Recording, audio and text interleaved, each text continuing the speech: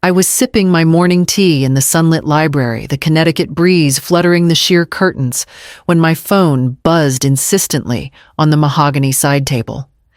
A message from an unknown number, terse and unnervingly precise. She's planning to make you the laughingstock at the anniversary. Be ready. And she's not as innocent as she appears. My hand trembled slightly as I set the cup down. Celine, my daughter-in-law, the young and clever predator of our family's social ecosystem. Every word of that message felt like ice water spilling over my skin. I had endured her subtle humiliations for years, her faux compliments at dinners, the way she would laugh at my remarks just a fraction too loudly, or position herself to catch the favor of a cousin or aunt before I had a chance. I had tolerated it, swallowed it, reasoning that patience, dignity, and silence were my strongest weapons. But this time, the threat felt different.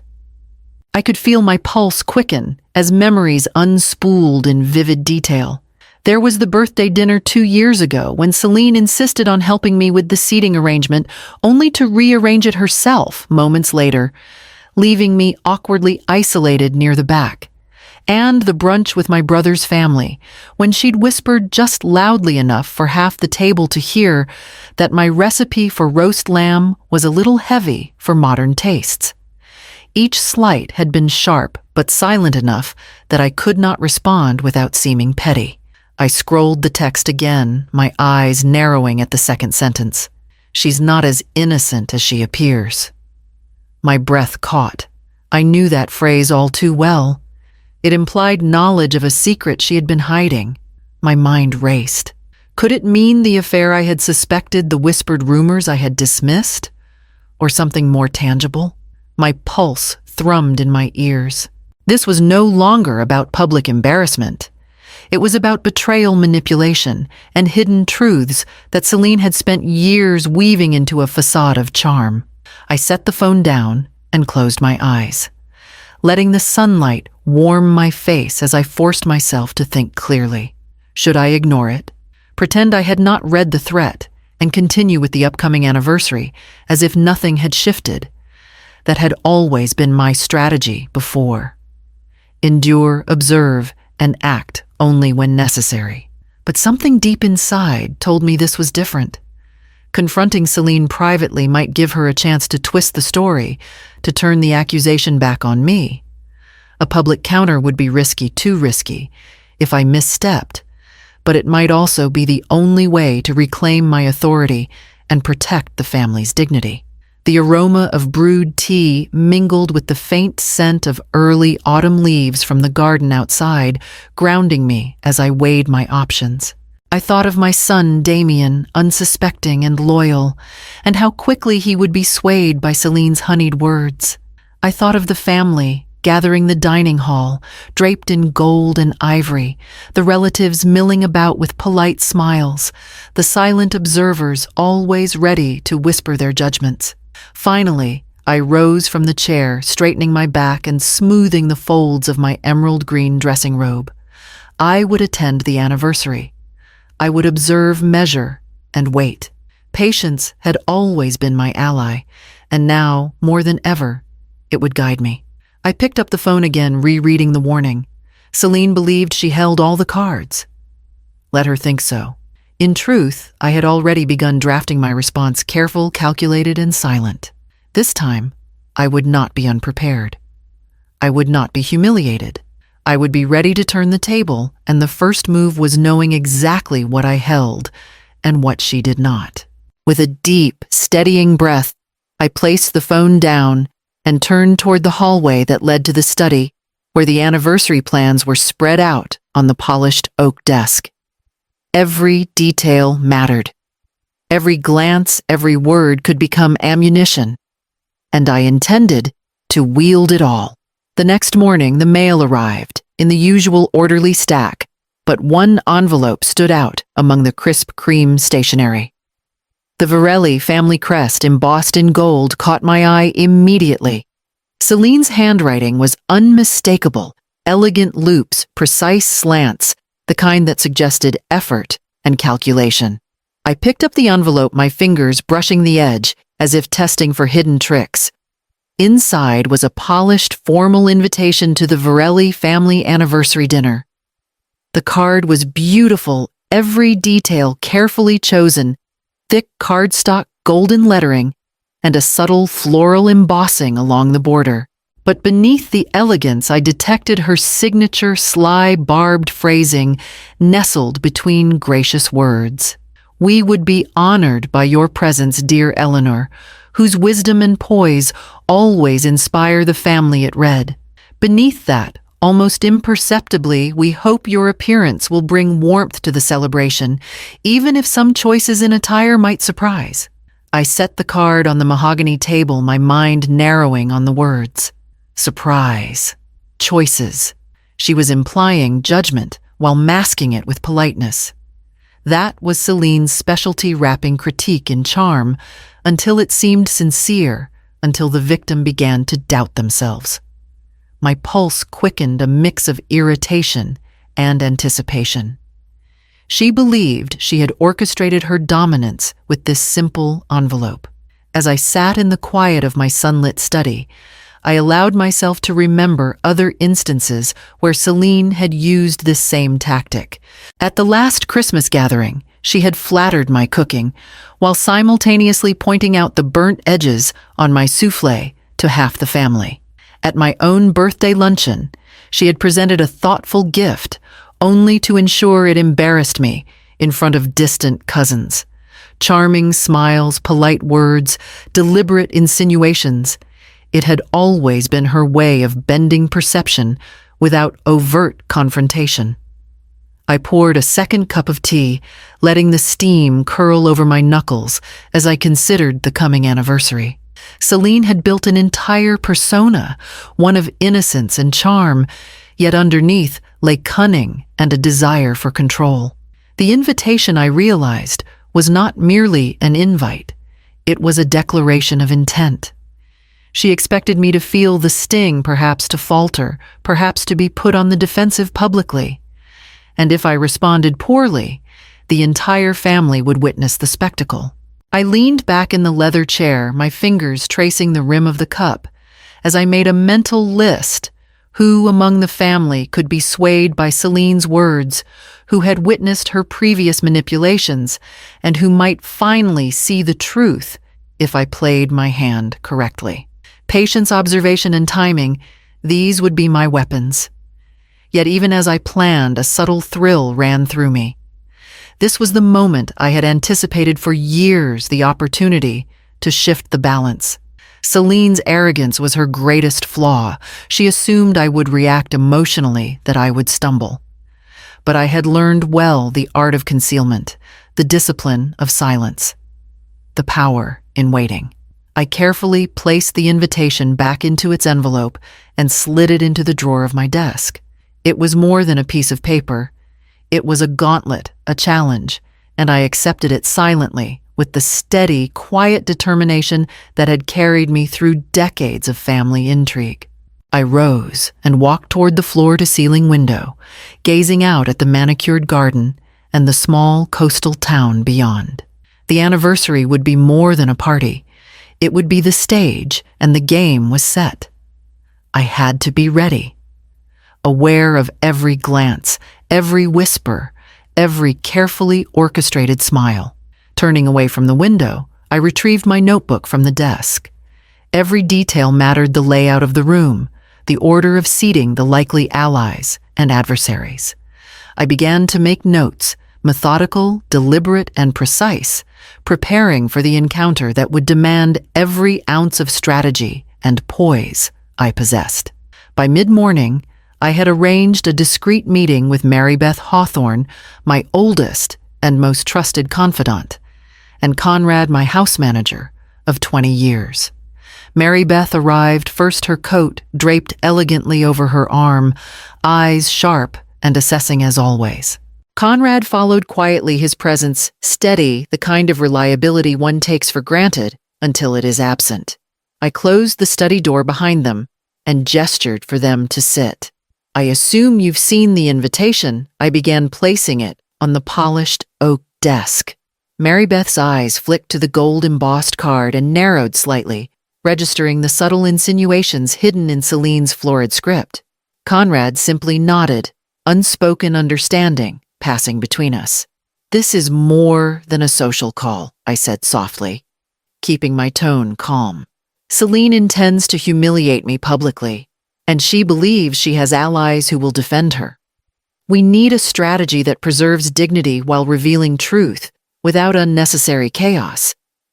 Mary Beth leaned forward, folding her hands. "Eleanor? She's clever, yes. But she underestimates your patience and foresight. You've managed far more intricate situations than a single anniversary dinner." I allowed myself a small smile, but the memory of past slights weighed heavily. I thought of Damien as a boy eager to please but too trusting of charm and flattery.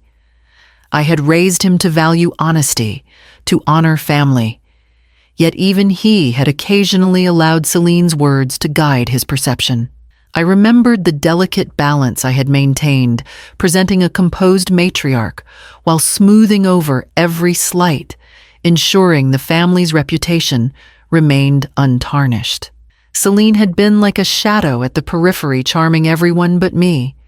Her whispered criticisms, her orchestrated faux pas, her strategically timed compliments, all designed to make me question myself in front of others. I had endured it quietly, recognizing that patience was a form of power. But now, armed with knowledge of her affair with Gregory Leland, a trusted family acquaintance, I felt the tide had turned. Conrad cleared his throat, bringing me back to the present. "What's your plan, Mrs. Varelli?" His tone was steady, yet I could sense the underlying concern. He had seen many storms, but this one had a different weight. "I will attend," I said firmly, but not as a passive participant. Observation. First subtle control, second, and then strategic action if necessary. I cannot allow myself to be provoked openly. I will choose the moment, the manner, and the audience for any confrontation. We will ensure the message is unmistakable without descending into chaos. Mary Beth nodded approvingly. Then we prepare. Seating arrangements, the order of toasts, visibility of the guests. Every detail can be leveraged to your advantage. I leaned back in my chair, letting my mind trace the outline of the evening. I pictured the room, a long dining table draped in ivory linen crystal glasses, catching the light, family members positioned according to influence and observation. Every smile, every sideways glance, every empty chair could be part of the plan. I would move silently through it all, wielding composure as both shield and sword. A memory surfaced of Damien's first birthday party as a toddler, when a minor incident with a spilled drink had threatened to ruin the celebration. I had guided everyone through it quietly, subtly, and restored harmony without anyone realizing the delicate maneuvering involved. This was no different, only the stakes had multiplied: reputations, family loyalty, and decades of accumulated dignity hung in the balance. I closed my eyes briefly, drawing a slow, deliberate breath. I would not shy away. I would attend, I would observe, and I would act. The anniversary would be a stage, and I would be ready to step into it with the full measure of my strategy and resolve. As I opened my eyes, Conrad and Mary Beth exchanged a glance, the unspoken agreement clear. We would proceed with caution, precision, and patience. I picked up the invitation once more, smoothing its edges, and began noting the first of many details we would exploit. The night ahead would demand every ounce of focus I possessed, and I intended to wield it with perfect clarity. The morning light spilled across my dressing room as I stood before the mirror, a stack of carefully chosen outfits laid out on the chaise. I moved my hand over each fabric, considering weight cut and color, weighing subtlety against statement. In the end, my fingers lingered on the emerald green silk dress, its tailored lines whispering both strength and elegance. This dress would not just cover me. It would announce presence, command attention, and mark authority without a word. I lifted it from the hanger, letting the fabric slide through my hands. The silk was smooth, cool, and heavy enough to drape with gravity, yet light enough to allow fluid movement. I held it against myself and imagined the evening ahead, the polished dining table, the glittering chandeliers, the eyes of relatives both distant and familiar. I envisioned every glance that might meet mine, every whispered comment that might float across the room. This dress would speak for me before I uttered a single word. As I slipped into it, I felt the years in my bones, the strength honed through decades of vigilance and subtle maneuvering, the wisdom earned through observation and restraint. Aging had brought perspective. I no longer needed to prove myself to anyone, yet I also knew the power of presence. Confidence was a shield as well as a weapon, and dignity was the most potent form of leverage. I turned from side to side, watching the fabric catch the light, seeing the silhouette I had shaped carefully over decades. The thought of Celine crossed my mind, how she would react to this choice, and whether she would sense the unspoken challenge embedded in every seam. I allowed a private knowing smile. She would recognize the message immediately. I was ready, composed, and unwavering. By mid-morning, the subtle ripple of the world outside had reached the digital sphere. A notification on my phone brought an image of a similar shade of green trending among the local socialites, and in an instant, I knew Celine had seen it. She would recognize it as deliberate a signal that I would not yield. Her mind, sharp but overconfident, would begin to calculate. That was the advantage of visibility. Without engagement, she would be forced to respond without knowing my full strategy. I paused before the mirror and allowed myself a rare moment of reflection. The silk brushed my arms as I straightened my posture, feeling the weight of years, the discipline of careful observation, the quiet authority that had carried me through social events, board meetings, and family squabbles alike. Each line of my body and mind was a testament to endurance, patience, and the careful accrual of power.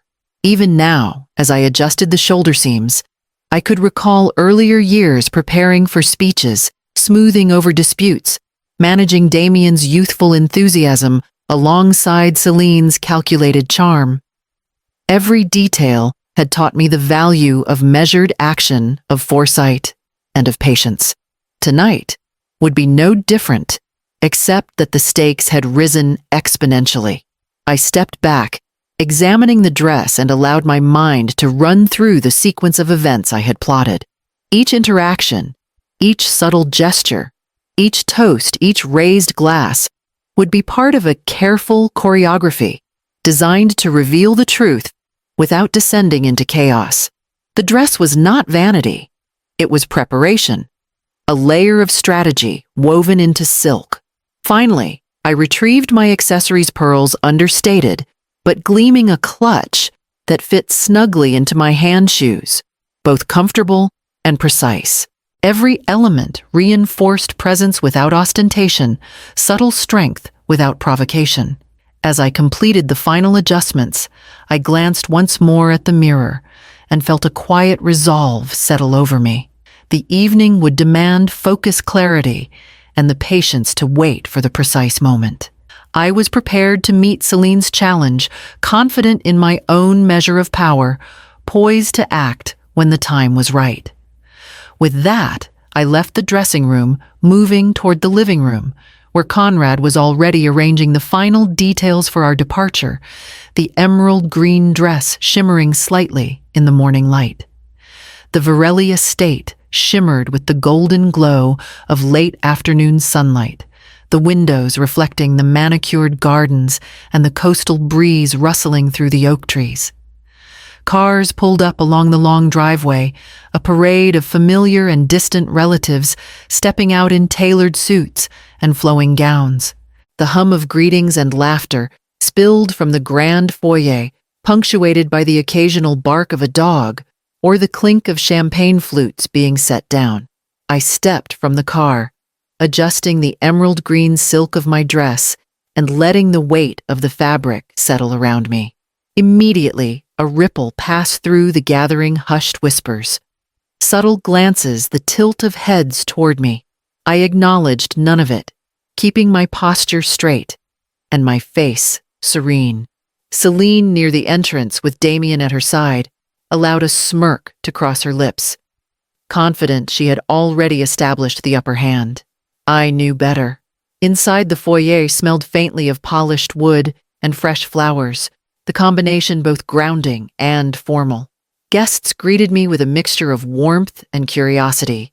Old friends offering genuine smiles, distant relatives exchanging polite nods, some with the faintest trace of speculation in their eyes. I observed everything. Every gesture, every glance, every whispered remark was data to be stored and analyzed. Celine approached her expression, a blend of charm and calculation. "Eleanor, you look remarkable," she said, her tone clipped with an edge that I recognized instantly. The compliment was a blade wrapped in silk, designed to provoke discomfort while appearing gracious. I returned a measured smile. "Thank you, Celine. It's a pleasure to be here," I replied evenly, letting the words hang like a calm shield between us. As we moved toward the grand dining hall, I took note of the alliances and vulnerabilities scattered throughout the room. Aunt Rowena lingered by the staircase, likely to gossip at the first opportunity. Cousin Harvey, ever impressionable, watched with a distracted interest, his loyalties easily swayed. Even Damien, my own son, seemed caught between admiration for Celine's charm and the instinct to stand by me. I catalogued each reaction, silently preparing for the precise moment when observation would shift into action. The dining hall itself was opulent, without excess, long tables draped in ivory linens and crystal glasses arranged with meticulous care. Guests clustered in small groups, laughter floating like tentative clouds, each conversation punctuated by polite nods or nervous glances in my direction. Celine's presence near the head table radiated confidence. She believed she could provoke me into a misstep, a public display of irritation that would cast doubt on my composure. I allowed my eyes to rest on her for a fraction longer than necessary, registering the imperceptible tension in her posture. Beneath the polished exterior, I detected her calculation, the silent rehearsal of the insults she planned, the deliberate timing of her jokes, the positioning of her allies to amplify any perceived faux pas. She was skilled, yes, but overconfidence often blinded her to subtler forces. As I took my assigned place at the table, I allowed a slow, deliberate breath to steady me. Every smile, every nod, every raised glass would be intentional, measured, purposeful. I would not react impulsively. I would not falter. The evening had been set as a stage, and I intended to step onto it with full awareness of the roles each participant had unwittingly assumed. I let my gaze sweep across the room one final time, storing each detail, the placement of the chairs, the expressions on the faces around me, the subtle exchanges between Celine and her allies. This was more than an anniversary celebration. It was a battlefield of perception, influence, and control, and I was ready to play my part with precision. The first course had barely been served when Celine leaned slightly toward Damien, her voice low but deliberate. "Mother, I do hope you didn't choose that shade of lipstick to compete with the tablecloth," she said, a thinly veiled jest that rippled through the group. Laughter erupted from a few cousins who had learned long ago to reward cleverness with polite amusement. Others shifted in their seats, uneasy, glancing between us to gauge the undercurrent of tension. I took a measured sip of water, letting the cool liquid steady me. Celine's comment, though disguised as humor, was her signature maneuver, a jab coated with charm meant to unnerve without overtly offending. I did not flinch. I allowed a small, polite smile to linger on my lips, enough to satisfy observers, but not enough to betray any awareness of the sting beneath her words. As the conversation moved across the table, Celine continued planting comments with precision.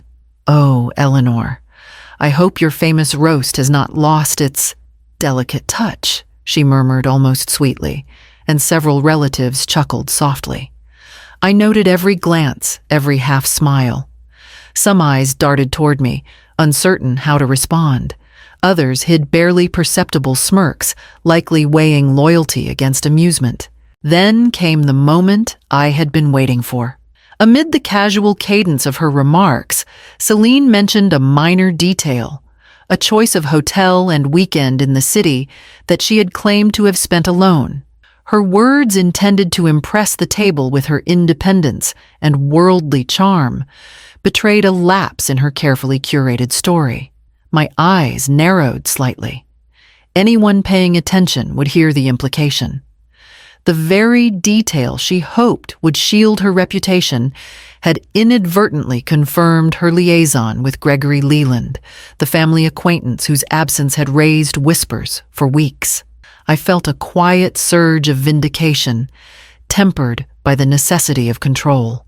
To react too soon would alert her to the fact that her secret was no longer hers alone. The dance had begun, and I intended to lead without faltering.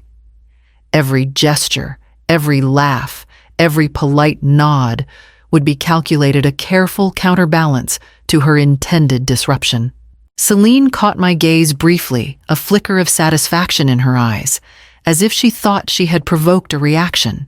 I allowed a faint smile to meet hers, neutral, yet deliberate, masking the knowledge I now possessed. Damien, oblivious, tried to maintain the illusion of a calm household, unwittingly acting as a buffer between us. I had to admit, his naivety worked to my advantage. Throughout the rest of the appetizer course, Celine continued her subtle strikes, tossing compliments that doubled as critique, positioning herself with allies who would echo her insinuations, and occasionally letting a careless word slip. Each misstep of hers was catalogued meticulously in my mind, every phrase a thread in the tapestry I intended to unravel before the night was through. I reminded myself quietly, patience had always been my ally. Reaction now would serve only to alert her to the fact that her ploys were transparent. Observation, first measurement, second action when the moment demanded it. I could see which relatives were already noting the incongruities, who was too polite to challenge, and who would need a nudge before the final revelation could have its full impact. By the time the first course concluded, the tension had settled into a low hum, unnoticed by most, but palpable to those attuned to the subtleties of manipulation and detection. Celine remained unaware of the inadvertent confirmation she had offered, and I, poised and deliberate, knew the night was far from over.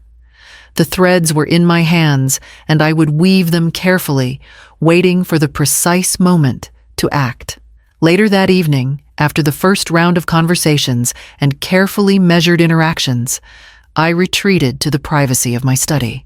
The room was quiet, the muted hum of the estate settling into a serene background. But my mind raced with every observation from the earlier course. Celine's slips, subtle as they were, had already provided a foundation. Now I needed confirmation, tangible evidence that would tip the balance unmistakably in my favor. I opened the drawer where I kept correspondence and personal records, scanning for anything that might reveal Celine's duplicity. Receipts from a boutique hotel downtown caught my eye, dates that coincided with weekends she had claimed to be at work or visiting friends. I traced her movements in my mind, lining them up with the whispers I had overheard and the patterns I had long suspected. The picture was becoming clearer. Next, I pulled up my tablet, accessing messages Damien had inadvertently left on a shared device. There they were, exchanges between Celine and Gregory Leland, veiled at first, but gradually revealing a relationship beyond friendship. Each phrase, each carefully crafted line of flattery, was evidence that Celine had worked diligently to create an illusion of innocence while secretly weaving a web of deception. The conflicting alibis were the final piece. I cross-referenced what Celine had told various relatives against flight logs, calendar entries, and corroborating accounts. The inconsistencies were blatant dates, overlapped locations contradicted each other, and minor details she had overlooked betrayed the truth. Her facade of control was beginning to crumble, and I held the fragments firmly in my grasp. I leaned back in my chair, letting the weight of it settle. Years of patience, observation, and careful intelligence had brought me here. Every insult she had thrown, every calculated smile, every small attempt to destabilize me had served as practice for moments like this. I realized that control had never truly been in her hands. It had always been mine, because I had understood the stakes, studied the players, and anticipated the moves before they were made. I reflected briefly on the power of timing. Public confrontation carried risk, but subtle revelation, strategically placed, could allow the truth to emerge without overt conflict, preserving my dignity, while exposing Celine's deceit.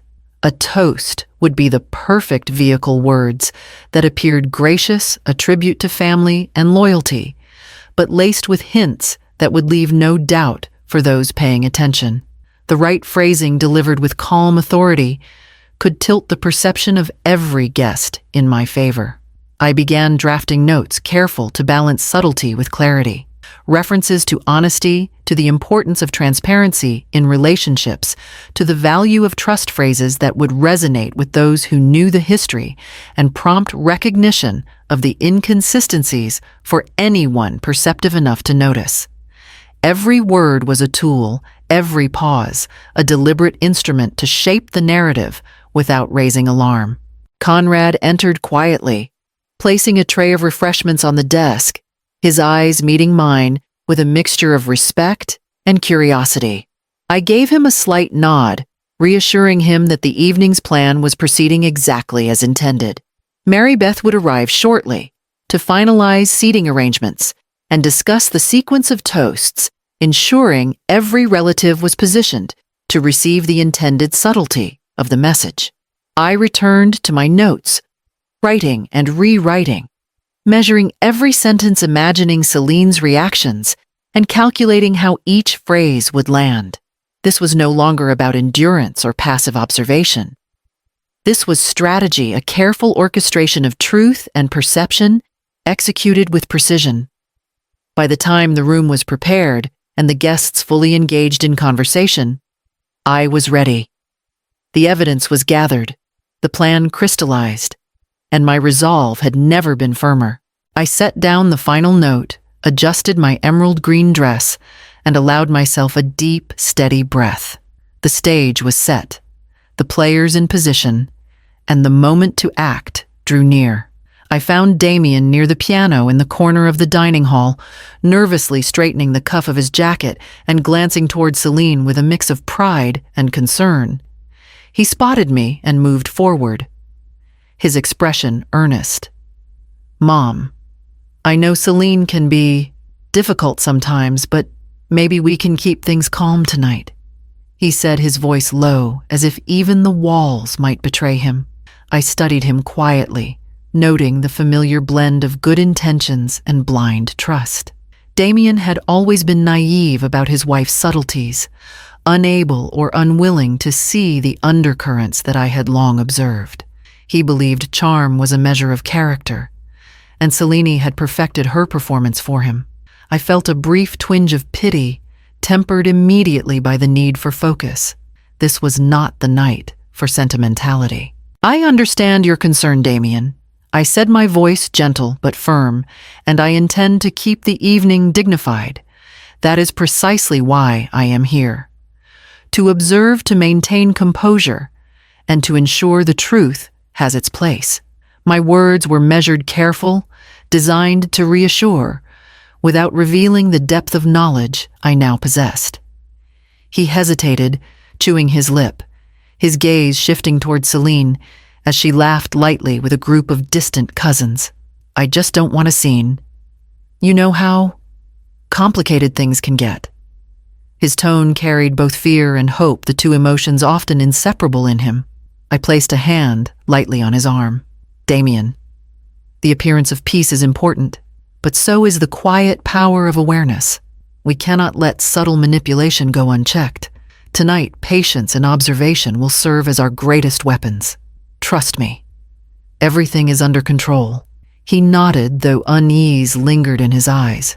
I could see the conflict loyalty to his wife clashing with the instinct to honor his mother's wisdom. That conflict worked to my advantage, for it left him aligned with me without full comprehension, ensuring Celine would remain unaware of the depth of my awareness.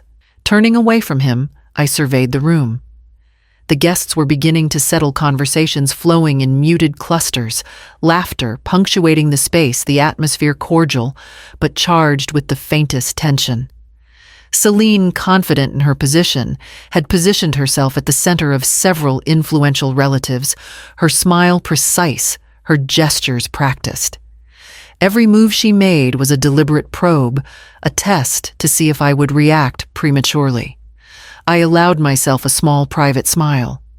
She did not realize that I had already noted the cracks in her performance, the inconsistencies, the subtle slips, the evidence waiting to be revealed. Each comment, each glance, each whispered observation would be leveraged with care. The toast I would give would carry layers of meaning, gracious on the surface, pointed underneath, exposing deception, without a single accusatory word. Conrad approached, adjusting a silver tray filled with glasses of sparkling water. His eyes met mine, steady and supportive, an unspoken confirmation that the stage had been set according to plan. I nodded, subtly, acknowledging his presence and the final checks he had made to ensure every detail would favor our strategy. I took a slow breath, letting the anticipation settle in my chest. The calm before the storm was palpable, a tension coiled in the air around the chandelier-lit room. I reminded myself that composure was my ally, that patience was power, and that observation would dictate the timing of the next moves. Turning back toward Damien, I gave him a final reassuring glance. He believed he was mediating, but in truth, he was unwittingly supporting a plan that had been years in the making. I adjusted my posture and allowed my eyes to sweep the room once more, committing every detail to memory. The evening's narrative was beginning to unfold, and every participant was already playing the part I had anticipated. The main course had concluded, and the murmur of conversation began to settle into an expectant hush. I rose slowly from my seat, letting the emerald green silk of my dress glide with the motion, and raised my glass. Politeness dictated the first words, but strategy guided every syllable that followed. "My dear family," I began, my voice calm, resonant, the kind that draws attention without demanding it. "It is a rare gift to gather together across the miles, to share laughter stories and the warmth of familiarity. Tonight we celebrate not only milestones, but the bonds that have carried us through decades, bonds built on respect, loyalty, and honesty." I allowed the words to linger for a heartbeat, letting the phrasing settle into the minds of those who listened carefully. Celine, seated at the head table, smiled politely, but I could see the subtle tightening of her jaw, the micro expressions of recognition that flickered across her features. She sensed the undercurrent, the veiled edge beneath the surface of my toast, yet could not respond without drawing attention to herself. I continued, my tone unwavering. "Family is our greatest treasure. It is nurtured by truth, strengthened by integrity, and preserved by the courage to face what is uncomfortable when it must be faced." My eyes swept over the table, lingering briefly on relatives whose loyalty I had long observed, noting the flickers of curiosity, the slight shifts in posture, the suppressed glances exchanged across the plates. Each gesture confirmed that my words had already planted seeds of doubt in the minds of those attentive. Celine shifted slightly in her chair, adjusting her posture with the practiced grace of someone accustomed to control. She believed that charm alone could shield her from scrutiny, that her allies would absorb and deflect any challenge to her narrative. Yet the room had changed subtly. The guests, primed by years of observing family dynamics, now registered the layered meanings in my speech. Politeness, phrasing, and emphasis had become instruments of revelation, and Celine's careful performance risked exposure at every moment. I allowed my final phrases to land deliberately. May we always honor the bonds that unite us, support the honesty that sustains us, and recognize the courage it takes to uphold these values, even when it is easier to remain silent. The words, though gracious and formal, carried the weight of implication. I let my gaze settle lightly on Celine, acknowledging her presence without accusation, as if merely observing the effect of my words. Murmurs rippled quietly among some cousins and aunts, subtle but perceptible. A few eyebrows rose. Some guests exchanged glances as they pieced together the hidden context. The undercurrent of tension grew silent, yet palpable, as Celine's carefully constructed image wavered, even if she remained outwardly composed. I lowered my glass, letting the polite clinks of acknowledgement fill the brief pause in conversation. Each guest had received the message differently, some puzzled, some wary, some already forming the connections between subtle hint and unspoken truth. Celine's charm could not erase the evidence embedded in the phrasing, the emphasis, and the timing. As I resumed my seat, my pulse steady and mind alert, I noted every reaction, catalogued every shift in demeanor. The toast had not only fulfilled its surface purpose, honoring family and loyalty, but also functioned as the first carefully measured strike in a subtle campaign to reveal truth without chaos. I had delivered the words with grace, but the effect had begun setting the stage for the next movements in this delicate interplay of observation, patience, and revelation. The hum of conversation softened to an almost imperceptible murmur as I took my seat, the glass in my hand, reflecting the soft light of the chandeliers. I observed the room carefully, noticing how the family shifted subtly in response to my toast.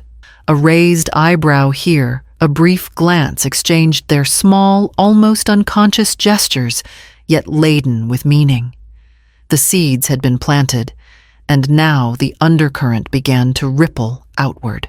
Aunt Rowena leaned toward her neighbor, her voice barely above a whisper, but precise enough for me to catch a fragment. "Did you hear what Eleanor said? There's something in there about honesty." Her eyes flicked toward Celine, and I noted the tension tighten in her posture. A small smirk tugged at the corner of my lips. The message was beginning to register exactly as I had intended. Celine, ever poised, sensed the shift. She straightened imperceptibly, her smile immaculate, but her fingers fidgeted with the napkin at her side. She leaned toward Damien, murmuring reassurances in a tone too quick, too practiced. Yet in her haste, she allowed a minor detail to slip, a reference to a weekend getaway she had claimed to be solo, now contradicted by a family member's surprised look across the table. The lie meant to deflect scrutiny only reinforced the hidden truth I had already uncovered. I watched carefully as Damien's brow furrowed slightly, caught between his loyalty to his wife and the subtle awareness that something was amiss. He did not yet understand, but he would follow my lead when the moment arrived. Every shift in his expression was catalogued silently. He remained an unwitting ally in the orchestration of perception. Other relatives began to notice too. Whispers multiplied, soft and discreet, like threads weaving a pattern across the room. Some glanced at Celine with curiosity, others with mild suspicion, and a few with outright recognition. I maintained my composure, allowing the small currents to build while presenting the serene mask of a matriarch who had always been in control.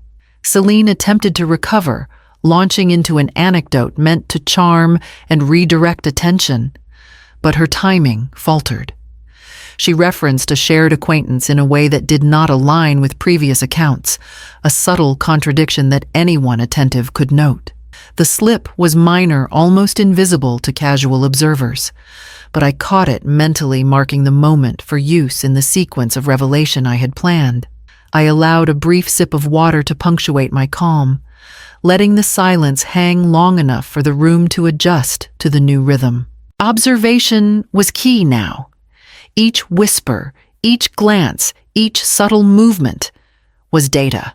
The pieces were falling into place. Who had noticed, who had yet to suspect, and who would require a slight nudge during the toast or conversation to recognize the truth. Conrad moved quietly past the table, adjusting a chair and straightening a place setting. His unobtrusive presence was a reminder that the evening's execution depended not only on my words, but on careful orchestration behind the scenes. Every element, the timing, the seating, the sequence of toasts had been arranged to maximize effect while maintaining the veneer of propriety. Celine's composure remained outwardly perfect, but the tension around her was palpable. I could see the mental calculations behind her carefully chosen smiles and gestures, her attempt to mitigate the impact of the subtle hints I had embedded in my earlier toast. And yet, each attempt to regain control only served to reveal further cracks unnoticed by most, but fully catalogued by me. As the first plates of dessert were carried in, I allowed my gaze to sweep the room once more, mentally preparing for the next phase. The whispers had grown, the glances multiplied, and the stage was fully set for the confrontation that would unfold in precise, calculated steps. I waited until the hum of conversation softened and the clatter of silverware moved to the other end of the dining hall before slipping quietly into the corridor that ran alongside the grand foyer. The carpet muffled my steps, and the soft lighting cast elongated shadows across the walls. Celine was there, adjusting her cuff, her attention momentarily elsewhere. I allowed a measured pause, letting my presence announce itself without a sound. "Celine," I said, my voice calm, yet deliberate, carrying the authority that comes from knowledge and patience. She turned, feigning surprise, a delicate arch of her brow and a practiced smile in place. "Eleanor, what an unexpected—" "I need a moment," I interrupted, stepping closer. Her smile faltered ever so slightly, though she tried to mask it immediately. "There are matters we must address, and it's best we do so privately." Her posture stiffened, a subtle defense mechanism, but she followed curiosity and caution, both threaded through her carefully controlled expression. I closed the distance and allowed my gaze to settle on hers, steady and unwavering. "I know about Gregory." I began, each syllable deliberate. "I know about the hotel stays, the stories you fabricated, the inconsistencies in every tale you told the family." Celine's eyes flickered, and for a fraction of a second, the mask slipped. A faint flush appeared at the edges of her cheeks, quickly hidden by a composed smile. I don't know what you mean," she said smoothly, her voice almost melodic, as if she could charm her way out of anything. I let the silence stretch, allowing the weight of my words to press against the invisible boundaries of her carefully constructed world. "Don't play games with me," I continued, voice steady, precise. "I have observed, collected, and confirmed every detail. Your little manipulations, your attempts to cast me as the obstacle, the one who would stifle your charm, they have failed. And yet, here you are, believing arrogance can shield you." Her smile wavered for the briefest instant before she shifted, feigning innocence and softening her tone. "Eleanor, this is ridiculous. Surely you don't intend to make a scene over misinterpretations. You know I am devoted to the family." I shook my head slowly. Devotion does not include deceit. You have woven a narrative to protect yourself while attempting to humiliate me. You believe control rests with you, but you have underestimated patience, observation, and the power of subtle strategy. You cannot charm your way past knowledge. Celine's breath caught, but her pride would not allow admission. Her gaze flicked away for a microsecond, searching for any potential exit, any ally nearby, even though we were alone. Her arrogance, once her greatest tool, now blinded her to the calm certainty I exuded. She believed she had provoked fear or uncertainty, but I stood immovable, the steady eye in the storm she had created.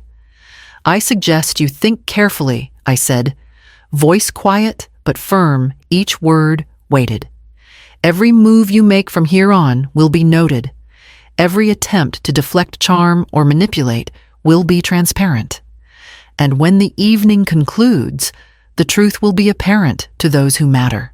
Celine swallowed, her composed mask flickering ever so briefly, and I allowed a small, almost imperceptible nod to punctuate the moment.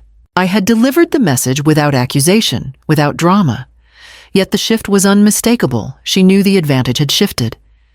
I stepped back, giving her space, my own posture, unyielding. Enjoy the rest of the evening, I said, softly, letting the words carry the weight of quiet authority. Then I turned and walked back toward the dining hall, my mind already cataloging reactions, preparing for the moment when observation would become action. Dessert arrived with delicate precision plates of chocolate torte and fruit tarts arranged on silver trays that gleamed under the chandelier light. I picked up my fork, letting my fingers brush the polished edges before setting it down deliberately. The conversation had lulled slightly, giving the room a quiet hum perfect for what I had planned. I cleared my throat softly, drawing the attention of a few nearby guests without seeming overt. I must say, I began my tone, calm, warm, and measured. How remarkable it is to see everyone gathered together, celebrating not only milestones, but the values that bind us. Loyalty, integrity, and truth. These are what give family its enduring strength. I allowed my gaze to travel the room, slowly touching on each familiar face before settling briefly on Celine. She caught my eyes and returned a practiced smile, unaware that the slight lift of my brow was enough to shift the balance subtly. I continued, careful to weave the subtext seamlessly into the surface praise. It is extraordinary when individuals uphold these values consistently, even in moments when deceit or pretense might appear advantageous. Those who live by honesty, even when the truth is uncomfortable, inspire confidence and trust. My words were polite, almost poetic, but the intention behind them was unmistakable to those who had observed the nuances of our family dynamics. Celine's smile tightened imperceptibly, her hand tightening around her fork as she searched for a response that would regain control. Her eyes flicked to Damien, then back to me, calculating, seeking any hint that I had overstepped. I let the pause stretch just enough for the subtle tension to settle in, for the murmurs to begin. Aunt Rowena's hand hovered over her napkin as she leaned toward a cousin, whispering rapidly. I could sense the ripple spreading, the initial quiet recognition of hints aligning with truths many had sensed but lacked confirmation for. Small glances were exchanged, hesitant yet growing in volume, and I observed carefully, noting who was aware, who remained uncertain, and who might need additional clarity. Celine attempted to regain footing, launching into a charming anecdote about a supposed business trip carefully rehearsed and polished. But in her haste to control perception, she misstepped. She referenced a hotel and dates that did not align with earlier accounts she had provided to certain relatives. A few sharp-eyed guests caught the discrepancy, their eyes widening slightly, eyebrows arching in surprise. Her composure remained outwardly flawless, but beneath it, the cracks were beginning to spread. I allowed a soft, almost imperceptible smile to touch my lips, knowing the first threads of unraveling had begun. Every detail she had tried to protect, every lie, every carefully constructed narrative was now vulnerable to scrutiny. The murmurs grew quietly, a low ripple that neither Celine nor most of the family fully realized yet, but the momentum had shifted irreversibly. As I returned my gaze to my dessert, my mind cataloged the reactions. Damien's subtle frown of concern, the hesitation of distant relatives, the dawning realization in a few sharp observers' eyes. I had delivered the first public layer of truth, calibrated perfectly to hint without direct accusation. Celine's attempts to maintain control were failing incrementally, and I could see her calculating the next move, realizing only now that she had lost the initiative. I allowed the moment to settle, fully letting conversation resume around the table, infused with tension and unspoken acknowledgement. The groundwork was laid, the atmosphere charged, and the stage prepared for the next sequence where clarity would turn into undeniable revelation. The room had grown tense, though many guests were trying to maintain the illusion of calm. Celine, sensing the momentum slipping from her carefully rehearsed narrative, leaned forward with that familiar, sharp glint in her eyes. "Before we close, I just want to clarify something," she said.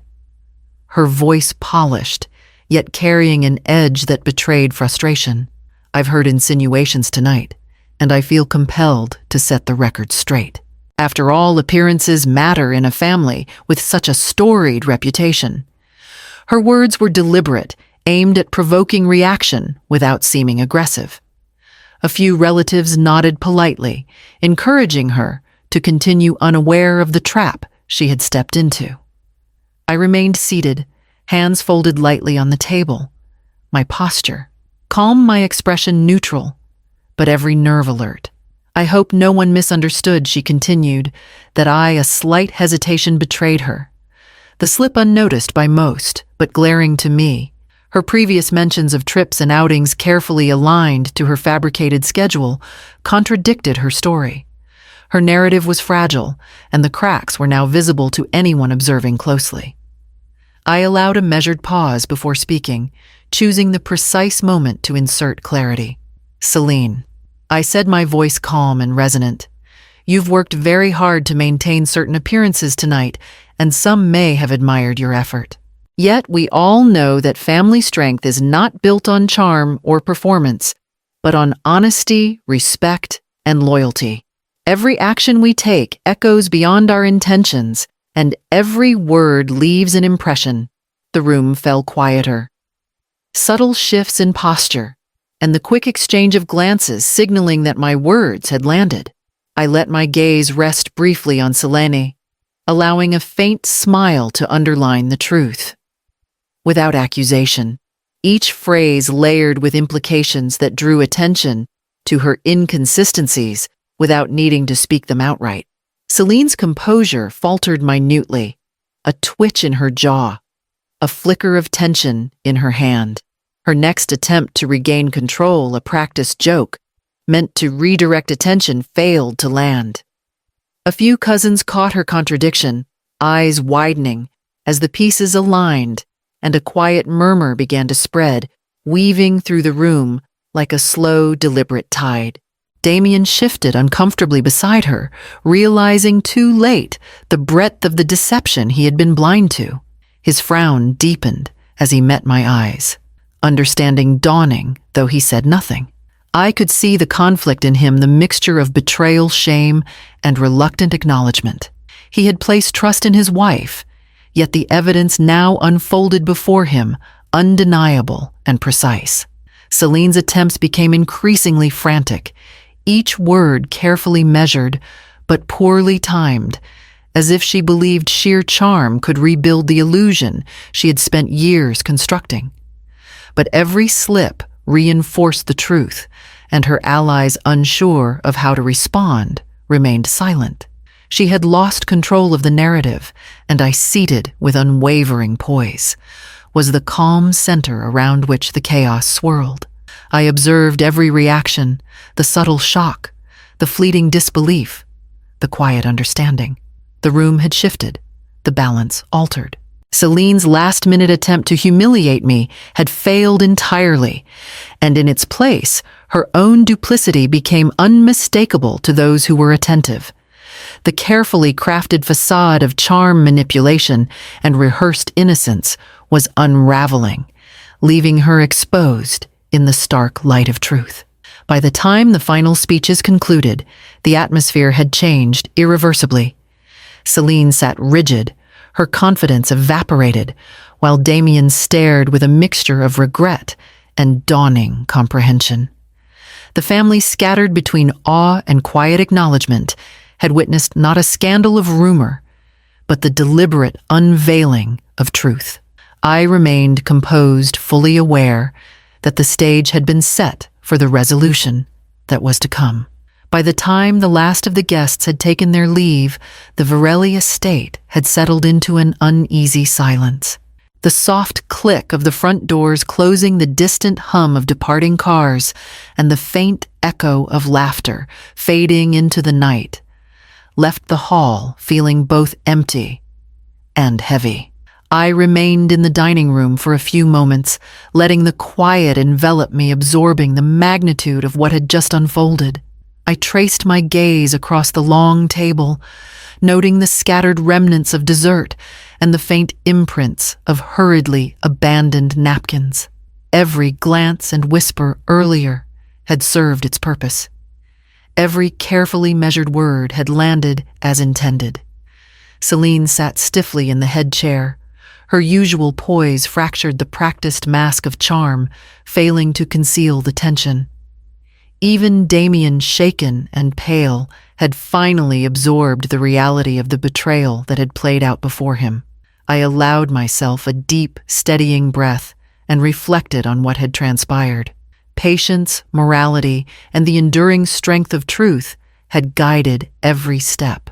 Years of observation, careful strategy, and disciplined restraint had led to this moment, and yet the impact went beyond mere exposure. It was a lesson in consequence, a reminder that deception, no matter how polished, leaves traces, and that those who wield patience and clarity hold the ultimate power. Celine's isolation was palpable. Her previous allies shifted uncomfortably, uncertain where to place themselves now that the facade had crumbled. The whispers she had once orchestrated in her favor now returned to her own ears, a reflection of the duplicity she had attempted to hide. Her reputation, once carefully cultivated, lay in tatters before anyone attentive enough to notice. I moved slowly through the room, adjusting a chair here, straightening a silver tray there, performing small, deliberate gestures that reasserted calm and control. Every detail mattered. Even in the aftermath, the perception of composure reinforced authority. The lesson was as much about presence as truth. Those who had witnessed the evening's events would remember the grace with which dignity had been maintained, and they would recognize the consequences of manipulation. Damien lingered near the doorway, hesitant, uncertain how to process the dual weight of betrayal and the reality of his own naivety. I placed a reassuring hand on his shoulder, not to soften the truth, but to anchor him in understanding. Loyalty to family did not mean blind trust, and part of learning was recognizing when appearances were carefully constructed illusions. I allowed myself a private, faint smile as I considered the trajectory of the evening. Every step, every word, every glance had been orchestrated with precision, and the outcome had reaffirmed what I had long understood. Patience and strategy often accomplish more than immediate confrontation or unchecked emotion. As I surveyed the quiet estate once more, the lingering echoes of the evening reminded me of the careful balance required to maintain both authority and grace. The stage had been set, the players had revealed themselves, and the consequences were clear. Celine would have to reckon with the isolation she had created, and the family would adjust to the restored equilibrium. I turned toward the library to gather my notes and prepare for the conversations that would follow in the days ahead, each step deliberate in the ongoing stewardship of the family's integrity. The following days were quieter than I had expected. The estate, once brimming with the murmur of polite gossip and restrained tensions, now carried a calm that felt earned, deliberate, and restorative. I moved through the rooms with purpose, checking in with relatives who had remained loyal, offering small reassurances and reinforcing the bonds that mattered most. Damien was more attentive now, quietly acknowledging the lessons of his wife's duplicity, and I used these moments to guide him gently, reminding him that awareness and discretion were just as vital as loyalty. The younger ones, my grandchildren, a niece and a nephew, responded differently, naturally curious about the subtle shifts in the household. I took each opportunity to speak to them about integrity, dignity, and the importance of observing actions as well as words. I wanted them to understand that character was revealed not in moments of praise, but in how one handled deceit, challenge, and adversity. Celine predictably became a distant presence. The influence she had once wielded over casual relatives and family acquaintances waned noticeably. Invitations she expected were no longer extended subtle social cues, communicated exclusion, and her charm, previously effective, now drew little more than polite acknowledgement. I watched from a measured distance, ensuring that no further manipulation could take root, while maintaining the decorum that had always defined the Varelli household. I hosted small gatherings in the library and drawing room, inviting those I trusted, most encouraging conversation that emphasized family unity, shared values, and the subtle acknowledgement of lessons learned. The process was slow, deliberate. Trust, once shaken, required patient tending. I listened carefully, offered guidance when appropriate, and allowed space for personal reflection and reconciliation among those who had been uncertain or caught between loyalties. With each interaction, I felt the house regain its rhythm, the subtle energy of genuine connection replacing the tension that had lingered for so long. Damien grew more confident in his role as a son, husband, and father, tempered by a deeper understanding of caution and discernment. The children absorbed the lessons naturally, their questions reflective of curiosity rather than fear, and I answered them with candor, tempered by guidance, demonstrating that honesty and grace were never mutually exclusive. By the end of the week, the family felt steadier, more cohesive, and more aware of what it meant to uphold respect, loyalty, and honesty in everyday life. Celine's presence, while still felt, had diminished into a shadow of her former influence, and the household began to function once more on principles rather than appearances. I closed the drawing room door behind me, taking a moment to let the quiet settle fully. The work of rebuilding had begun deliberate, steady, and measured, and I felt the faint stirrings of peace returning to the house at last. The morning air along the lake was crisp, carrying the faint tang of salt from the nearby coast. I walked slowly along the winding path, letting each step ground me in the quiet rhythm of the world outside the estate. The chaos of recent weeks seemed distant, now softened by the gentle lapping of water against the shore and the rustle of leaves overhead. In the calm, I allowed myself the luxury of reflection, measuring the journey that had brought the household back into balance. Back on the balcony of my Connecticut home, a steaming cup of tea in hand, I watched the light dance across the water, letting the serenity settle into my chest. The house, once charged with tension, now felt orderly and harmonious. The guests, the whispers, the veiled insults they had all passed, leaving in their wake the clarity of truth and the enduring strength of dignity.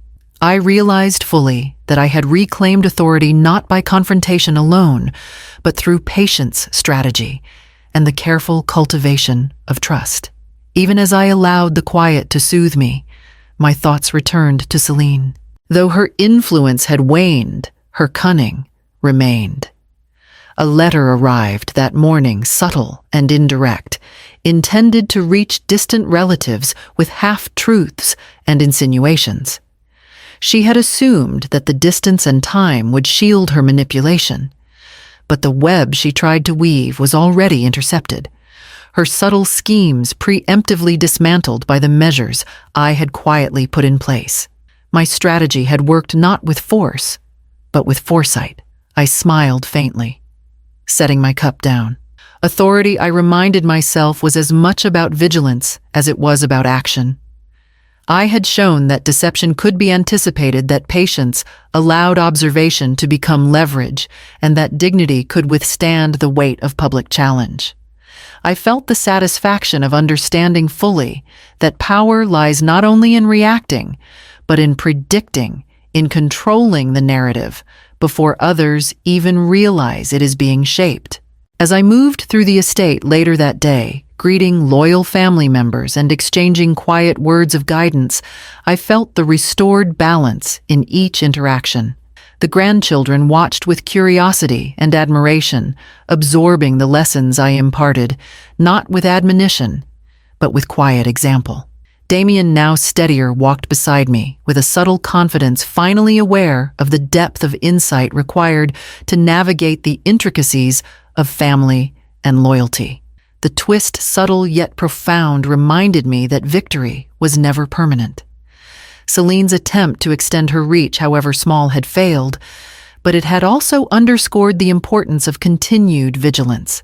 The world of family dynamics was delicate, and the illusions she had spun could not be allowed to go unchecked again. I resolved silently that I would remain attentive, ready to act if necessary, ensuring that the house and the principles that sustained it would endure beyond a single victory. With the sun beginning its descent, casting a golden glow across the lake, I returned inside, feeling the quiet triumph of both accomplishment and preparedness. The evening ahead would bring further conversation and reflection. But for now, I savored the rare sense of peace that comes from knowing authority, strategy, and truth had aligned in my favor. The evening settled softly over the Varelli estate, the air filled not with tension, but with quiet warmth. I moved through the dining room, greeting my grandchildren, nieces, nephews, and a handful of relatives who had remained steadfast throughout the recent upheaval. Their smiles were genuine now, free from the polite wariness that had lingered for months. Conversation flowed, easily punctuated with laughter that felt unforced, a subtle testament to the restoration of trust and harmony. I took my seat at the head of the table, the familiar weight of responsibility resting comfortably on my shoulders. Damien sat nearby, more attentive, more aware, a reminder that lessons of patience, discernment, and integrity had taken root. I observed the room with measured eyes, noting the subtle gestures of respect and attentiveness from those present. Even the youngest watched carefully, learning not just the importance of family, but the value of observing, reflecting, and acting with both dignity and strategy. Celine was present, but only as a quiet shadow at the periphery. Her influence had dwindled. Attempts at charm or subtle manipulation now fell flat against a family that had seen through her facade. I allowed her presence to remain unacknowledged, maintaining my grace while silently cataloging her every expression, every hesitated word. Strategic vigilance had ensured that she could no longer disrupt the rhythm of the household. After dinner, I excused myself briefly and walked to my study. The room smelled faintly of old books and polished wood, a sanctuary that had borne witness to countless careful plans and quiet reflections. I retrieved the brass key that had sat in a small dish on my desk for months, a symbolic token of control, trust, and measured authority. I locked it carefully into the drawer, the click of the mechanism echoing like a quiet affirmation. It was not a key to restrict entry, but a statement of principal entry, whether literal or metaphorical, was earned through respect. Returning to the dining room, I resumed my place, the subtle shift in my posture, enough to reinforce the calm authority I had cultivated. The family responded naturally, their attentiveness, a reflection of both trust and recognition of the balance restored. The house, once rife with tension and manipulation, now thrummed with measured connection, genuine respect, and quiet understanding. I allowed myself a moment to reflect a brief inward acknowledgement of the journey that had led to this evening. Patience, observation, strategic action, and moral clarity had preserved not only my authority, but the integrity of the household. The lessons embedded in each interaction, each carefully measured word and gesture, would guide the next generation in navigating the intricate interplay of family trust and respect. As the evening drew to a close, I rose from the table, a calm presence amidst the softly fading chatter. Each guest departed with a sense of ease and understanding, and the household returned to its natural rhythm. The brass key remained locked away, a quiet sentinel of principle, just as I intended, ensuring that respect remained both the entrance and the foundation of all future interactions.